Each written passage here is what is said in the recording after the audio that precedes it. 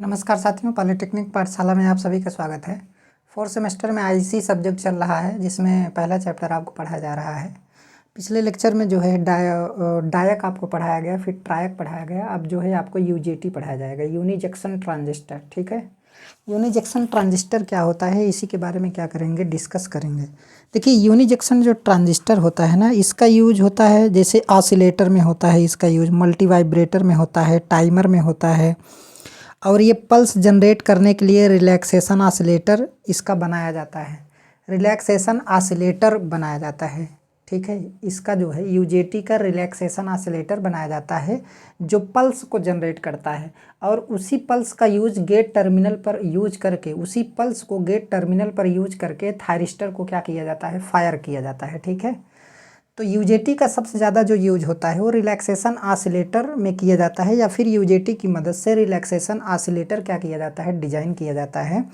और वो जो है एक पल्स जनरेट करता है। ठीक है, पल्स जनरेट करता है और उसी पल्स का यूज करके हम गेट पर जो है थायरिस्टर को ऑन करते हैं, गेट पर यूज करके थायरिस्टर को क्या करते हैं, ऑन करते हैं। ठीक है, तो ये तो थोड़ा सा एप्लीकेशन हो गया, मैं पहले एप्लीकेशन बता दिया ताकि आप समझ जाएं कि सबसे ज़्यादा उसी का यूज किया जाता है, रिलैक्सेशन ऑसिलेटर का यूज किया जाता है गेट टर्मिनल पे। मतलब रिलैक्सेशन ऑसिलेटर को गेट टर्मिनल पे कनेक्ट किया जाता है तो positive pulse negative pulse create होता है, जिसकी वजह से हमारा थायरिस्टर ऑन होता है। ठीक है, ऑन फायर करता है। तो यूजेटी मतलब यूनि जंक्शन ट्रांजिस्टर, इसमें केवल एक जंक्शन होता है और 3 टर्मिनल होते हैं। तो इसमें 2 लेयर होता है, एक पी टाइप लेयर होता है, एक n type layer. N type की लेयर जो होती है काफ़ी चौड़ी होती है। ठीक है, और उसमें डोपिंग कम होती है। और पी टाइप की लेयर बहुत ही कम चौड़ी होती है और उसमें डोपिंग हाई होती है, बहुत ज़्यादा हाई डोपिंग होती है। ठीक है, और एन टाइप लेयर से 2 टर्मिनल निकलते हैं, जिसे बेस B1 तथा बेस B2 के नाम से जानते हैं। और पी टाइप लेयर से एक एमीटर टर्मिनल निकलता है, इसमें 3 टर्मिनल होता है, क्योंकि ट्रांजिस्टर में 3 टर्मिनल होता था तो इसमें भी 3 टर्मिनल होगा। इसमें 2 बेस है, डबल बेस डिवाइस बोलते हैं, डबल बेस ट्रांजिस्टर के नाम से भी क्या करते हैं, इसे जानते हैं। ठीक है, इसको और किस नाम से जानते हैं, double base transistor.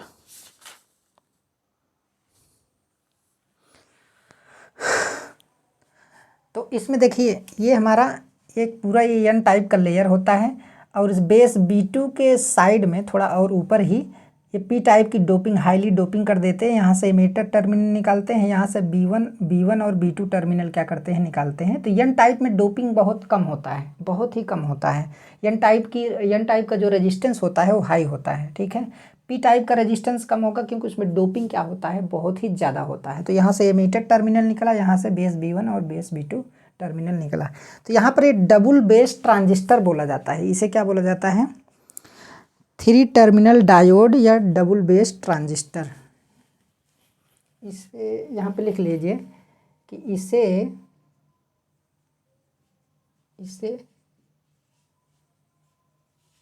3 terminal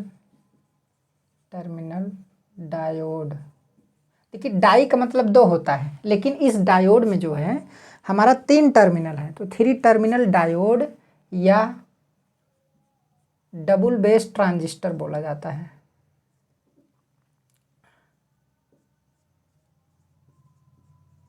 double base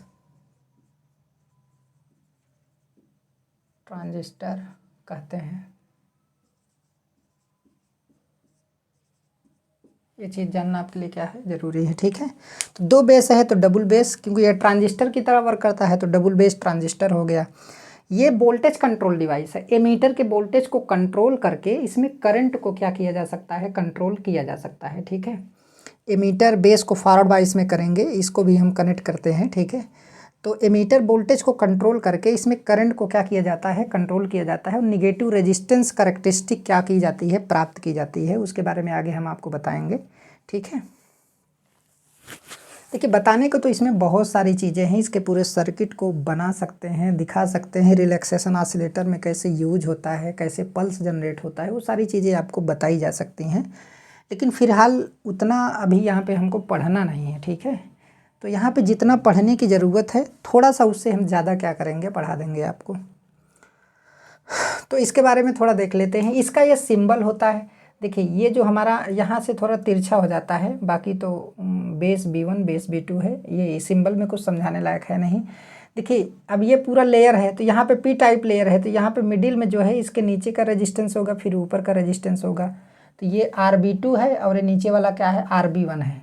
जब इसको और इसको बैटरी से कनेक्ट करेंगे ना, तो ये वाला जो रेजिस्टेंस है हमारा वेरिएबल हो जाएगा। ठीक है, ये कैसे चेंज होगा आगे आपको बताएंगे। ठीक है, RB2 है हमारा फिक्स रहेगा और ये हमारा B2 है, बेस B2 टर्मिनल है। ठीक है, तो ये कंस्ट्रक्शन आपको समझ में आ गया होगा। फिर इसका सिंबल और ये जो सर्किट बनाया गया है ये चीज़। अब यहाँ पे देखिए PN जंक्शन बन रहा है ना, PN जंक्शन बन रहा है, तो PN जंक्शन एक डायोड बनेगा। तो PN जंक्शन यहाँ पर एक डायोड क्या किया गया है, बनाया गया है। ठीक है, और एक डायोड के आगे से जो है हमारा N टाइप किससे जुड़ा है, ये तो हमारा N टाइप है, तो यहाँ पे इससे जुड़ गया है हमारा। ठीक है, ये वाला हमारा N टाइप है ना, तो इससे हमारा यहाँ से सर्किट में कनेक्ट है। तो ये इसका क्या हो गया, आपका कंस्ट्रक्शन हो गया। थोड़ा कुछ लिखे हैं इसके बारे में देख लेते हैं। यह 3 टर्मिनल 2 लेयर इलेक्ट्रॉनिक डिवाइस है। इसमें 3 टर्मिनल होते हैं, 2 लेयर होता है, जैसा कि लेयर के बारे में आपको बताया गया। ठीक है, यह थायरिस्टर परिवार का सदस्य नहीं है। ठीक है, यह थायरिस्टर परिवार का सदस्य नहीं है, बट थायरिस्टर को ट्रिगर करने के लिए यूजेटी का यूज किया जाता है। जैसा कि अभी हमने बताया कि यूजेटी को रिलैक्सेशन ऑसिलेटर में यूज करते हैं और उस ऑसिलेटर के माध्यम से पल्स जनरेट करके गेट टर्मिनल के माध्यम से हम थायरिस्टर को क्या करते हैं, ऑन करते हैं। ठीक है, तो बट थायरिस्टर को ट्रिगर करने के लिए, ऑन करने के लिए यूजेटी सर्किट का यूज किया जाता है। अब जिसे यूजेटी रिलैक्सेशन ऑसिलेटर भी कहते हैं, मतलब इसका जिसमें यूज किया जाता है उसे यूजेटी रिलैक्सेशन ऑसिलेटर के नाम से क्या किया जाता है, जाना जाता है।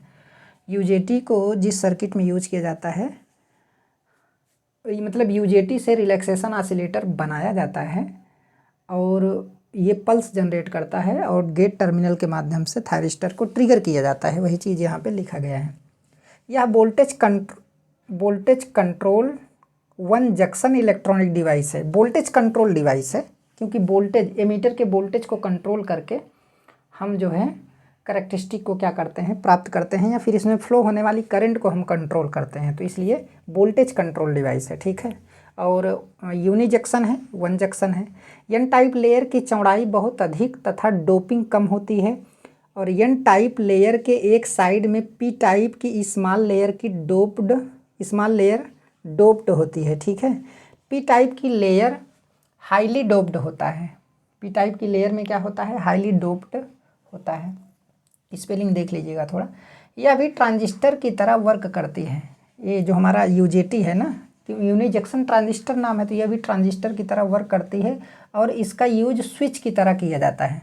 जो ऑसिलेटर सर्किट है उसमें स्विच की तरह इसका क्या किया जाता है, यूज किया जाता है। ठीक है, इसमें N टाइप लेयर, क्योंकि ऑसिलेटर में ही इसका यूज नहीं किया जाता है, बहुत सारे जगहों पर यूज किया जाता है। जब एप्लीकेशन आपको बताएंगे तो वहाँ पे बताएंगे। इसमें N टाइप लेयर से 2 बेस टर्मिनल B1 तथा B2 निकलता है तथा P टाइप लेयर से एमीटर टर्मिनल निकलता है। ये चीज़ लिखा गया है और ये चीज़ आपको भी क्या करना है, लिखना है। ठीक है, अब ये हो गया और ये हो गया। सिंबल तो आपको पता चल गया।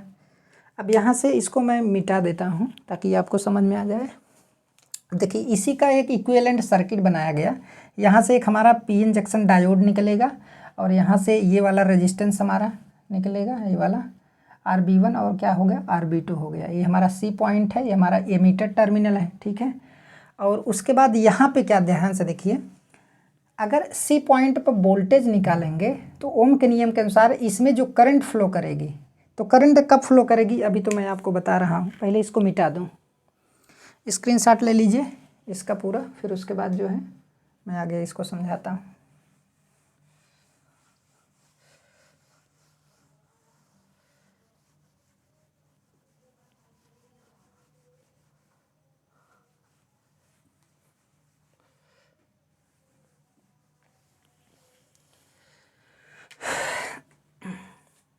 देखिए होता क्या है कि जैसे हमारा ये क्या है, यहाँ से हमारा आपका B2 है और ये हमारा क्या है, B1 है। ठीक है, यहाँ पे हमारा डोप है, P टाइप है।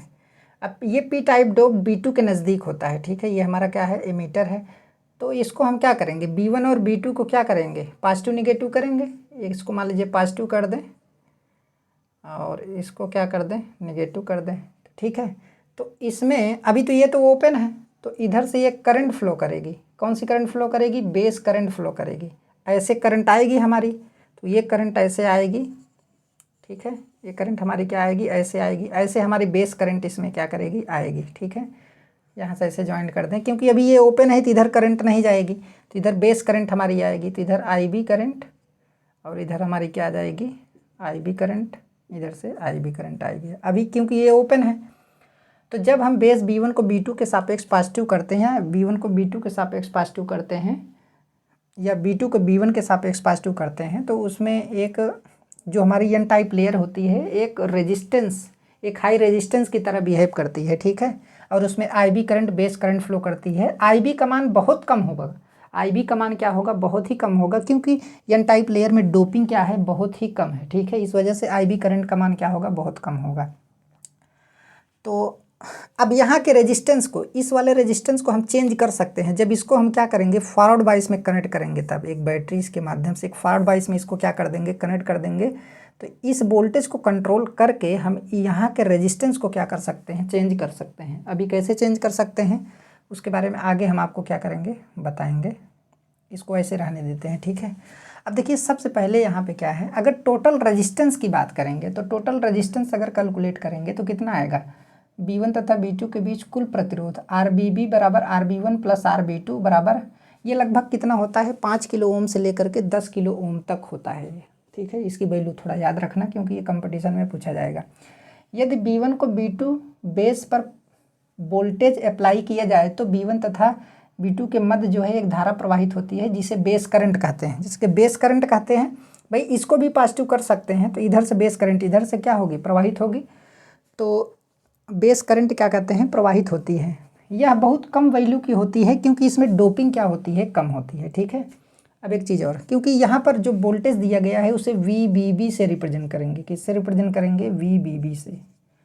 तो ये पूरा वोल्टेज इस दोनों टर्मिनल पे क्या हुआ है? अप्लाई हुआ है, ठीक है।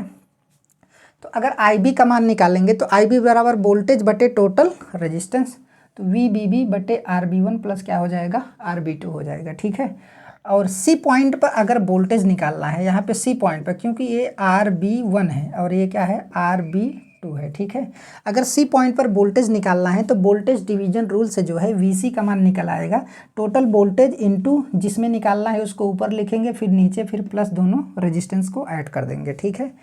तो यहाँ पर VBB बराबर RB1 प्लस बटे RB1 प्लस RB2 हो जाएगा। और इसी को हम क्या लिख रहे हैं यहाँ पे? अब जो है हमारा RB1 बटे RB1 प्लस आपका क्या हो जाएगा? RB2। तो यन का मान ये चीज़ है, इतना यन का मतलब ईटा का मान है, ठीक है। तो VC बराबर यन ईटा इंटू VBB हो जाएगा, ठीक है। अब यन को क्या बोला जाता है? यहाँ से तो VC का मान हमने क्या किया? कैलकुलेट कर लिया ना। अब ये VC का मान कैलकुलेट क्यों कर लिया? क्योंकि आगे का टॉपिक हमें समझना है, इस वजह से VC को हमें कैलकुलेट करना क्या होगा? ज़रूरी होगा, ठीक है। तो VC बराबर ईटा इंटू VB होगा। यन क्या है? Intrinsic stand off ratio. यन क्या है? Intrinsic stand off ratio. बहुत ही इंपॉर्टेंट है ये, एग्जाम में जो है पूछा गया था, इसकी वैल्यू पूछी गई थी। अभी जो UP आर्बिनल TG2 का एग्ज़ाम हुआ था, तो उसमें इसकी वैल्यू पूछी गई थी, और JEE के एग्ज़ाम में भी इसकी वैल्यू क्या की गई है? पूछी गई है, ठीक है। तो यन क्या है? Intrinsic stand off ratio. यह दो बातों पर निर्भर करता है, डिपेंड करता है। पहला तो एमीटर जंक्शन से B1 तथा B2 के बीच की दूरी पर निर्भर करता है। मतलब ये जो हमारा एमीटर जंक्शन है, ये जो एमीटर जंक्शन है B1 तथा B2 से इसका जो कितना डिस्टेंस है उस पर डिपेंड करेगा। एमीटर जंक्शन से B1 तथा B2 के बीच की B2 की दूरी डिपेंड करेगा, ठीक है, डिपेंड करता है। फिर ईटा का वैल्यू जो है 0.51 से इतना होता है। और एक चीज़ और निर्भर करता है, शायद लिखे नहीं है, मैं आपको बताता हूँ।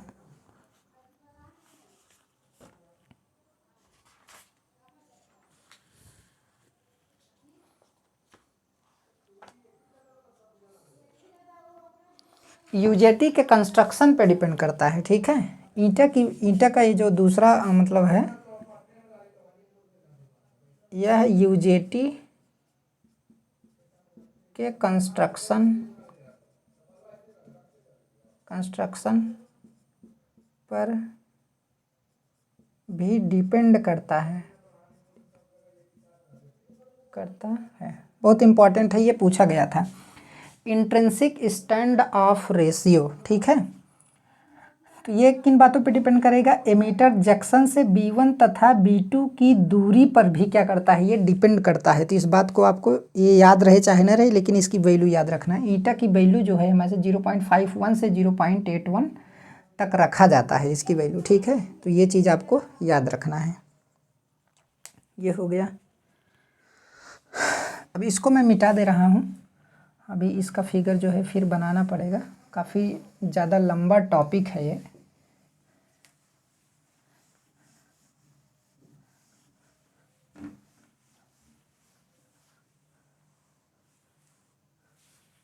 यूनी जंक्शन ट्रांजिस्टर, ठीक है।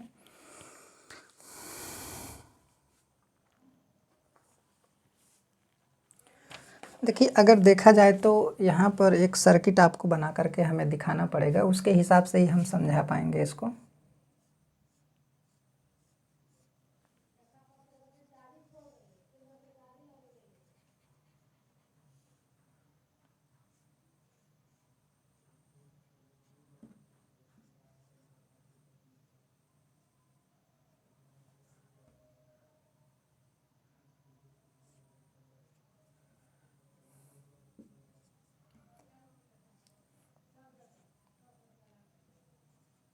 B1 है आपका, B2 है। इसको हम किसी बैटरी से क्या कर सकते हैं? जोड़ सकते हैं, ठीक है।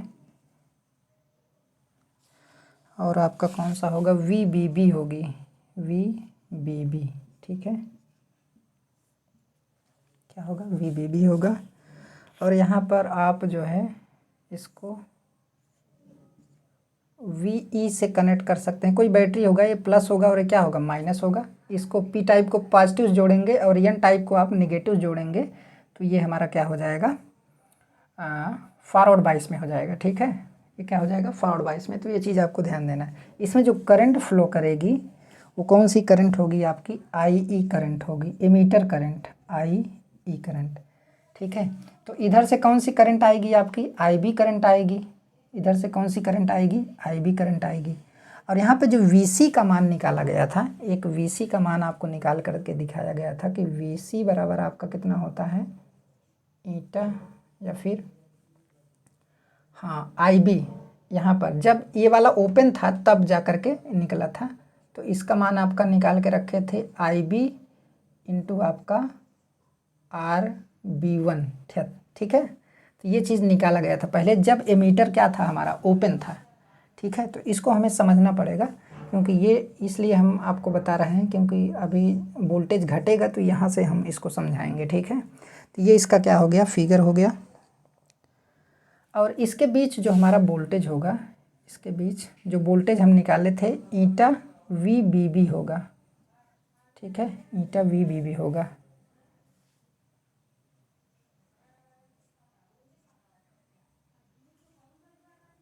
ईटा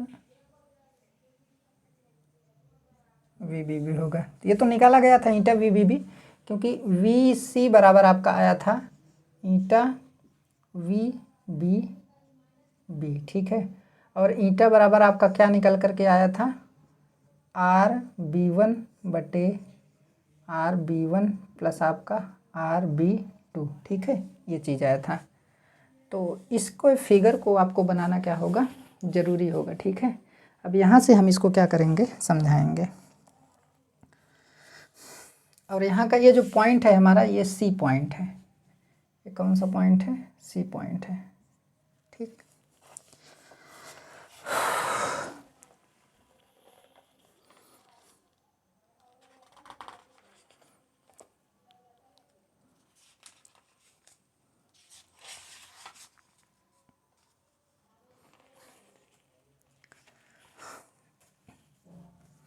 देखिए सब फर्स्ट केस, इसमें क्या आता है? फर्स्ट केस आता है। अगर वर्किंग की बात करेंगे इसमें VI अभिलक्षण, अभी इसका एक VI अभिलक्षण भी बनता है।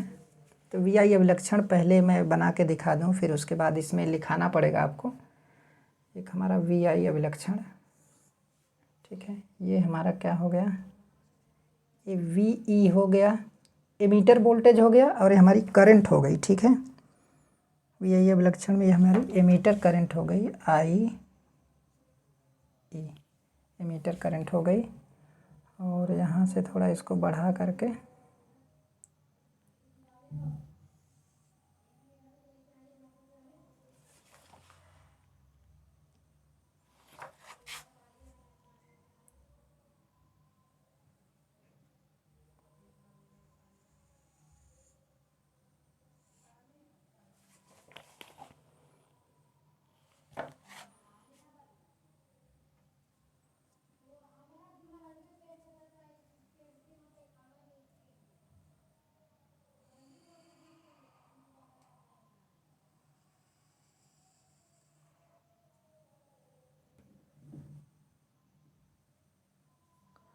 ठीक है, ये हो गया VE।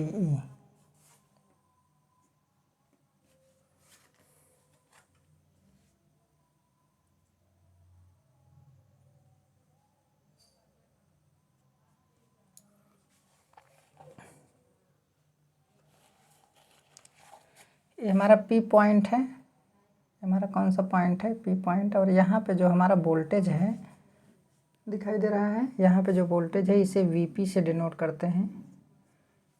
यहाँ पे जो हमारा वोल्टेज होगा, और यहाँ पे हमारा एक वैली है,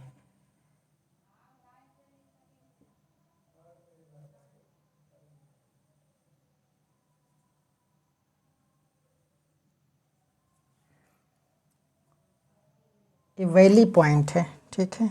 अभी इसको आगे हम समझाएंगे। यहाँ पे जो हमारी करंट है IV, ठीक।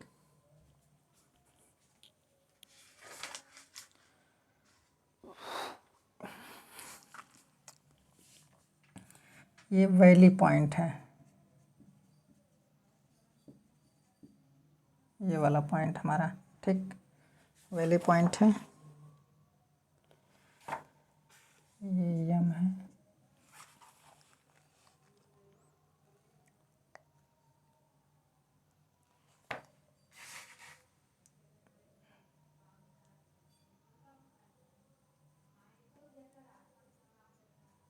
IP। इसको मैं धीरे धीरे समझाऊंगा क्योंकि ये थोड़ा जटिल टॉपिक है। अब यहाँ पे सर्किट हमने बना दिया है ना, तो अब इसको आसानी के साथ हम आपको क्या कर सकते हैं, समझा सकते हैं।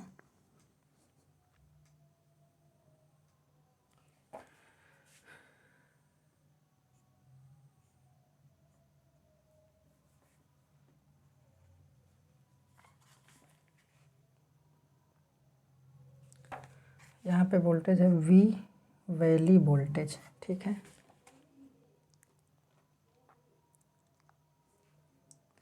और इसमें रीजन भी होता है। अब रीजन होता है तो कौन कौन सा रीजन होता है उसी के बारे में क्या करेंगे, डिस्कशन करेंगे।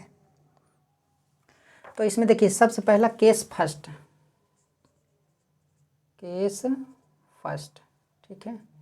तो केस फर्स्ट में यदि VE का मान, V मतलब एमीटर वोल्टेज, यहाँ पर एमीटर वोल्टेज का मान लेस देन क्या हो, VC हो, VC हो, ठीक है। VE का मान लेस देन क्या हो, यहाँ पर VC तो निकाल के दिखाए थे ना। इस पॉइंट पे हमारा कौन सा वोल्टेज होगा, ठीक है, C होगा। इस पॉइंट से इसके अक्रॉस जो वोल्टेज होगा VC बराबर आपका हमने निकाल करके दिखाया था, ये VC होगा, ठीक है। तो अगर VE का मान क्या होगा, अगर VC से VE का मान क्या होगा, कम होगा, तो ऐसी कंडीशन में क्या होगा मैं आपको बता रहा हूँ। तो इस कंडीशन में, इस कंडीशन में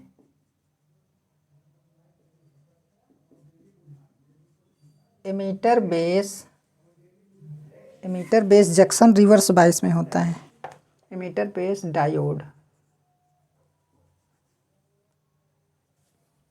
ये हमारा एमीटर है और उसके बाद ये बेस, क्योंकि सप्लाई से जोड़ा गया है ना ऐसे। Emitter base diode reverse bias में होता है, बायस में होता है, ठीक है। एमीटर बेस्ड डायोड क्या होता है, रिवर्स बायस में। जब ये डायोड रिवर्स बायस में होगा तो क्या इसमें से करंट फ्लो करेगी, रिवर्स बायस में एक करंट फ्लो करती है जिसे रिवर्स सैचुरेशन करंट कहते हैं, जिसकी वैल्यू बहुत कम होती है, माइक्रो एम्पीयर या फिर नैनो एम्पीयर में होती है, ठीक है। ये चीज़ आपको पता है। तो यहाँ पर ये हमारा किस में होगा, जो भी करंट होगी बहुत कम होगी, रिवर्स बायस में एक करंट फ्लो करेगी, और भी करंट कौन सी होगी, सैचुरेशन करंट होगी,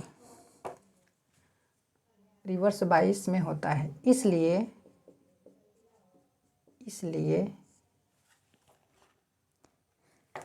एमीटर में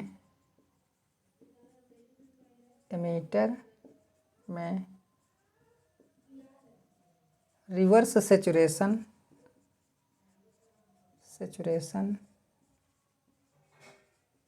करंट फ्लो करती है, रिवर्स सैचुरेशन करंट क्या करती है, फ्लो करती है, ठीक है, जो कि बहुत ही क्या होती है, कम होती है। तो यहाँ पर देखिए यही रिवर्स सैचुरेशन है, यही रिवर्स सैचुरेशन है, ठीक है। अब इसके नीचे जो है हमारा वी बी, जो हमारा देखिए यहाँ से वी ई का मान हम क्या करेंगे, बढ़ाएंगे, वी ई का मान बढ़ाएंगे तो ये रिवर्स करंट हमारी क्या कर रही है, फ्लो कर रही है। जैसे जैसे वी ई का मान क्या कर रहे हैं, बढ़ा रहे हैं, और जैसे ही वी ई का मान यहाँ पर पहुँच गया तो यहाँ पर रिवर्स करंट का मान 0 हो गया, यहाँ पर रिवर्स करंट का मान क्या हो गया, 0 हो गया। अब V इस पॉइंट पर जो हमारा वोल्टेज होगा उस वोल्टेज पे हमारा ये वाला PN junction diode forward bias condition में होने वाला है, ठीक है। इस वोल्टेज पे जैसे ही इससे ज़्यादा करेंगे तो ये हमारा क्या हो जाएगा, फॉरवर्ड बायस कंडीशन में हो जाएगा। तो अब यहाँ पर देखिए ये जो VCC वाला वोल्टेज की बात की जा रही है, तो VCC बराबर यहाँ पे क्या हो जाएगा, VCC बराबर VE हो जाएगा। इस पॉइंट पे VC बराबर VE हो जाएगा। तो यहाँ पर रिवर्स करंट का मान क्या हो जाएगा, 0 हो जाएगा। देखिए यहाँ पर क्या है, अब वोल्टेज के मान को हम एमीटर वोल्टेज के मान को क्या कर रहे हैं, बढ़ा रहे हैं, ठीक है। एमीटर वोल्टेज के मान को क्या कर रहे हैं, बढ़ा रहे हैं। तो एमीटर करंट का मान हमारा क्या हो रहा है, घट रहा है। Reverse saturation current emitter current होगी ना, क्योंकि ये अभी रिवर्स बायस में है। जैसे ही इस पॉइंट पे हम पहुंचते हैं तो VC बराबर VE बराबर क्या हो जाता है, VC हो जाता है। तो ऐसी कंडीशन में क्या होगा कि यहाँ पर हमारा रिवर्स करंट क्या हो जाता है, 0 हो जाता है। जैसे एमीटर वोल्टेज का मान और ज़्यादा बढ़ाते हैं तो ये फॉरवर्ड बायस में हो जाता है, और फॉरवर्ड बायस में होने की वजह से इससे करंट क्या करने लगती है, फ्लो करने लगती है, जिसे फॉरवर्ड करंट के नाम से क्या करते हैं, जानते हैं। अब थोड़ा आगे लिख लेते हैं, फिर उसके बाद बताते हैं, ठीक है। तो पॉइंट तो हालांकि नहीं दर्शाया गया है, ये वाला पॉइंट हमारा बी पॉइंट है, ठीक है।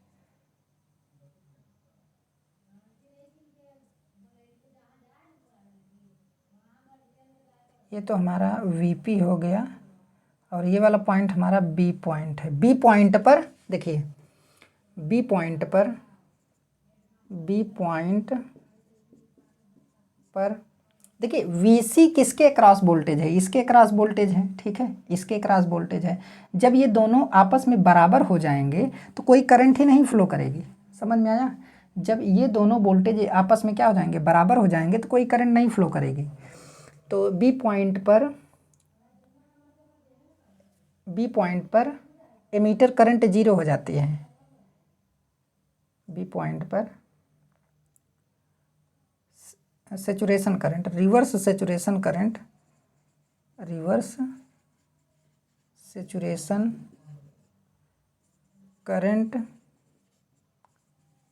0 हो जाती है। अब रिवर्स सैचुरेशन करंट कौन सी करंट होगी, एमीटर करंट होगी, क्योंकि वो रिवर्स बायस कंडीशन में क्या कर रही है, फ्लो कर रही है, ठीक है। तो उसको हमने डिनोट नहीं किया है। अब बी पॉइंट पर देखिए, बी पॉइंट पर हमारा क्या होगा, VE बराबर क्या हो जाएगा, VC हो जाएगा, ठीक है। जैसे जैसे वोल्टेज का मान क्या करेंगे, बढ़ाएंगे। देखिए अभी तो ये लेस देन की कंडीशन में पढ़ा रहा था, तो मैं यहाँ पर आपको पहुँचा दिया हूँ, ठीक है। अब ये हो गया। अब इसको आप सभी लोग जो है पहले क्या कर लीजिए, लिख लीजिए, फिर उसके बाद मैं इसको मिटा दे रहा हूँ।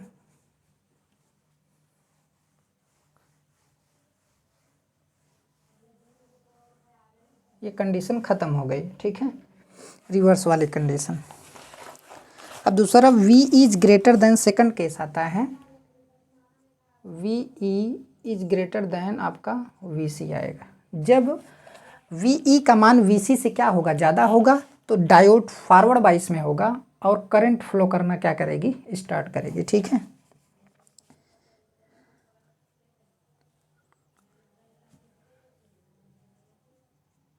इस कंडीशन में देखिए, अब इसका मान ज़्यादा हो गया ना, इसके VC से इसका मान क्या हो गया, ज़्यादा हो गया, तो ये फॉरवर्ड बाइस में हो जाएगा, तो ये पॉजिटिव इसकी अपेक्षा मोर पॉजिटिव होगा, तो ये फॉरवर्ड बाइस में हो जाएगा, ठीक है। इस कंडीशन में डायोड D FB में होता है, FB में होता है और कंडक्शन करता है, कंडक्शन करता है या फिर कंडक्शन अवस्था में आ जाता है, अवस्था में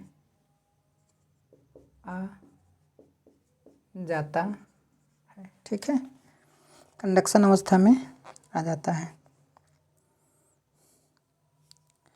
अब देखिए, जब ये फॉरवर्ड बाइस में होंगे, तो अगर लेयर की मैं बात करूं तो थोड़ा मैं यहाँ पे समझा दे रहा हूँ, क्योंकि ये हमारा ये लेयर है, ये पी टाइप लेयर है, यहाँ पे हमारा बेस था, यहाँ पे हमारा रेजिस्टेंस था, ठीक है, ये वाला।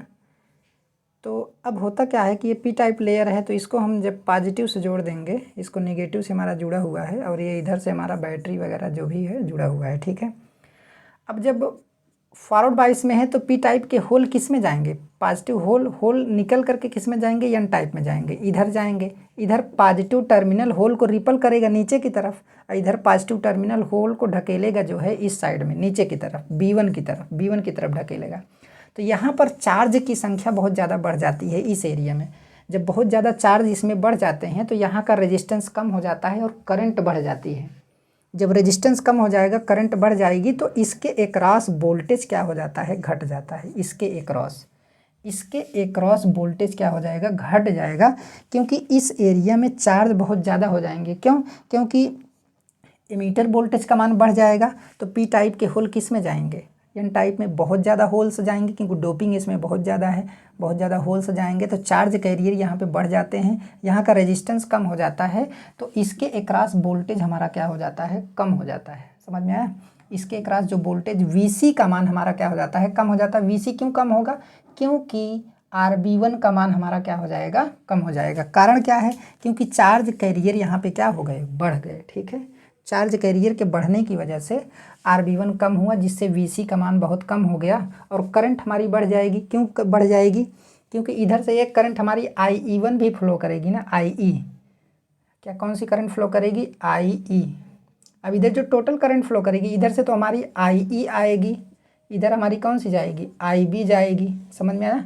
तो यहाँ पे दो करंट फ्लो कर रही ना, IE प्लस IB, तो करंट तो दो फ्लो करेगी, लेकिन इसके क्रॉस वोल्टेज हमारा क्या हो जाएगा, घट जाएगा, क्योंकि RB1 हमारा क्या हो गया, घट गया, तो VC का मान क्या हो जाएगा, घट जाएगा। यहाँ पर देखिए, RB1 घटेगा तो VC का मान क्या होगा, घटेगा, तो वोल्टेज घट जाता है।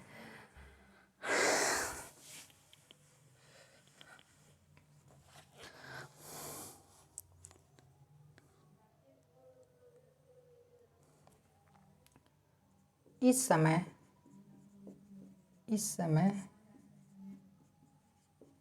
पी टाइप से होल एन टाइप में B1 की तरफ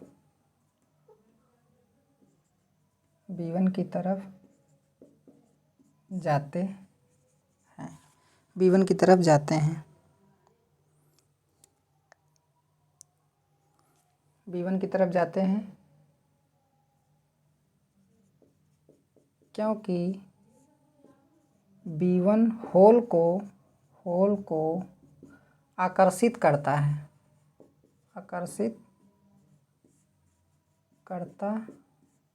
ठीक है।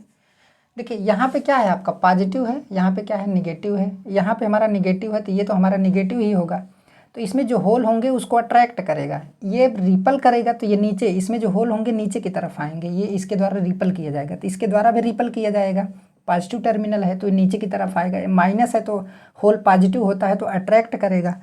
तो B1 क्या करता है, B1 होल को क्या करता है, आकर्षित करता है। इसलिए B1 के नज़दीक वाले क्षेत्र में चार्ज कैरियर की संख्या बहुत बढ़ जाती है। चार्ज कैरियर की संख्या क्या हो जाती है, बहुत बढ़ जाती है। इससे RB1 का मान कम हो जाता है। इससे RB1 हमारा क्या हो जाएगा, RB1 का मान कम हो जाता है। ठीक है, RB1 का मान क्या हो जाता है, कम हो जाता है। और RB1 कम होने से इससे VC और अधिक कम हो जाता है, जिससे VC का मान और कम हो जाता है। किसके अनुसार भाई, VC बराबर हमारा IB इंटू क्या होता है, RB1 होता है। ठीक है, क्योंकि अगर ये कम होगा तो ये क्या हो जाएगा, कम हो जाएगा। VC हमारा क्या हो गया, कम हो गया।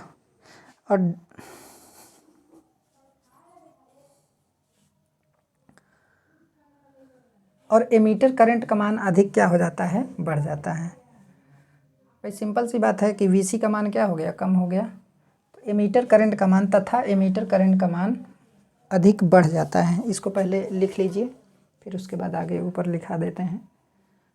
ठीक है,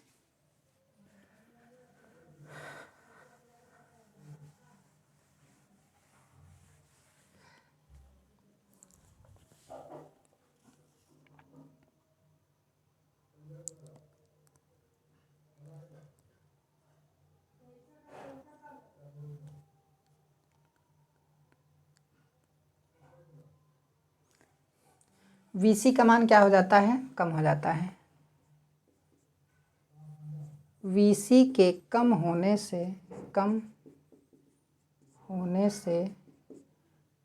से फॉरवर्ड बाइस, डायोड का फॉरवर्ड बाइस कम होने से डायोड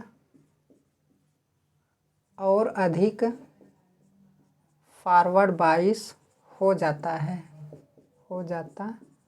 है, जिससे IE का मान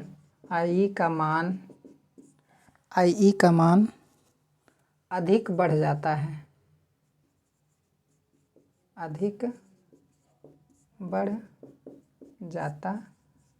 देखिए I का मान अधिक बढ़ गया कि नहीं, क्योंकि ये एमीटर करंट है। तो जैसे ही वोल्टेज का मान, यहाँ पर एमीटर वोल्टेज का मान VC से हमने क्या किया, अधिक किया यहाँ पर, तो धीरे धीरे हमारी करंट क्या हो गई, यहाँ से बढ़ना स्टार्ट की, यहाँ से करंट बढ़ना स्टार्ट की। ठीक है, फिर उसके बाद पीक पॉइंट के बाद क्या हुआ, हमारा चार्ज कैरियर बढ़ गए। चार्ज कैरियर के बढ़ने की वजह से करंट हमारी क्या हो गई, बढ़ गई। देखिए करंट बढ़ रहा है, देख रहे हैं ना, इधर से करंट बढ़ रहा है, क्योंकि इधर करंट है। तो पहले तो करंट हमारी इतनी ही थी,